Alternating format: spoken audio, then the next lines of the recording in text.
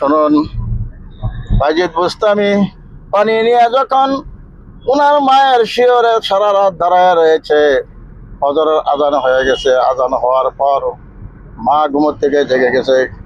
জেগে দেখে বাজিদ তার ছোট্ট ছেলে শীতের দিন থরথর করে কাঁপতেছে, শীতে কাঁপতেছে। পানির গিলাস হাতে মা জিজ্ঞাসা করলেন, বাবা তুমি শীতে কাঁপতেছো হঠাৎ কেন, আর তোমার হাতে পানির গ্লাস কেন?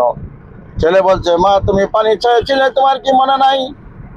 আমি পানি ঘরে তালাশ করে পাই নাই, বাহির থেকে পানি নিয়ে আসে দেখি ঘুমাইয়া গেছো।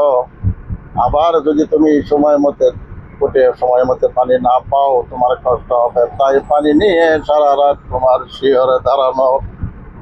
এই বাইজিদ বুস্তামির মা উঠলেন, উঠে ওযু করে ফজরের নামাজ পড়ে সিজদায় পড়ে আল্লাহর কাছে দোয়া করলেন, রব্বুল আলামিন আমার ছোট্ট ছেলে বাইজিদ আমার জন্য আজকে যা করেছে, আমার কলিজা ঠান্ডা হয়ে গেছে। তুমি আমার বাইজিদকে সুলতানুল আরিফিন বানাইয়া দিও। আল্লাহ সঙ্গে সঙ্গে দোয়া কবুল করলেন। আর হযরত বাইজিদ বুস্তামি রহমতুল্লাহ আলাইহি বহুত বড় একজন বুজুর্গ আলিম হয়ে গেলেন। সুবহানাল্লাহ। মায়ের দোয়া অবশ্যই কবুল, বদ দোয়া অবশ্যই কবুল।